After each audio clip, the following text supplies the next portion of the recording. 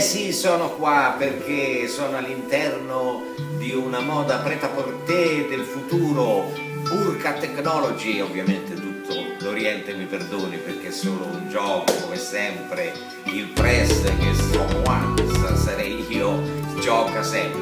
Volevo oggi non parlare perché ne posso più dopo 43 giorni, poi magari domani riprendo. Però 8 anni fa ho scritto, musicato, composto questa canzone e il testo è interessante, sembra un anticipo del futuro. È tempo di cantare le gesta di un'Italia mesta che ha edificato il muro di Berlino con il consenso di un governo malandrino. Ogni diritto è stato cancellato, solo doveri in uno stato malato. La Costituzione è la fede di un minchione che prende sberle ad ogni dichiarazione se gli va bene, se no lo fanno fesso. Dopo gli insulti, i pugni e lo sberleffo. E le canzonette creano la moda stolta di una cultura becera ritorta, di funzionari macellai e lacchè che han capito l'arte del fai da te. Il costume del pubblico è cambiato, ma sono le multinazionali che l'han portato a masticare merda edulcorata e a credere che sia farina macinata. E le nuove leve sono digerite e le speranze tutte ormai finite. Tremano aquiloni stanchi in traiettorie strane e distanti. C'era un bambino che tirava una corda, ma l'hanno ucciso, l'innocenza è morta. E han detto cresci, smetti di sognare, diventa adulto, devi amministrare.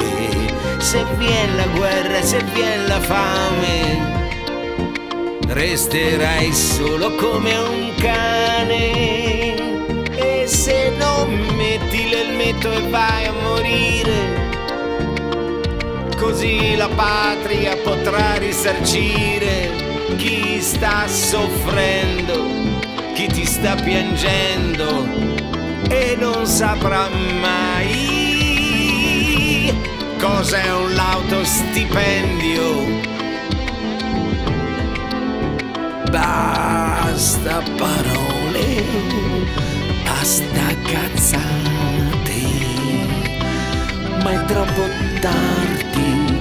Mi spiace, mi spiace, mi spiace per le coscienze indignate, malate, offese, derise, umiliate. Andate, mi dicono se verrà la fine del mondo e nessuno si è accorto di questo malato girotondo, dove gli dei persino fan fatica a ricordare una mitologia ardita, dove la moschea, ogni culto alla chiesa, senza diritto perpetuano una guerra tesa. Povero Dio, unico e solo, squartato con immane dolo, tirato a destra, tirato a sinistra. Aspettiamo il commento di qualche ministra del nuovo dicastero delle pari opportunità, per ogni fede ma non per l'umanità. Povera Italia del gratta e vinci, urla della tomba Leonardo da Vinci. Povera Italia dal cantiere dilaniato, dalle mazzette e da una legge che tutto è incasinato. Povera Italia, povero mondo, l'Apocalisse ti presenta il conto.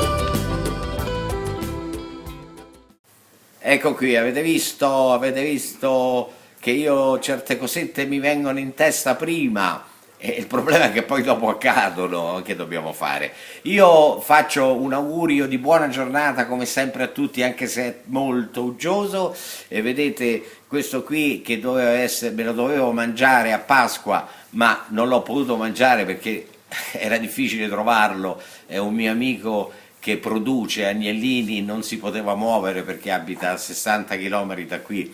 L'ho chiamato Gigino, e non avendolo mangiato siamo diventati amici.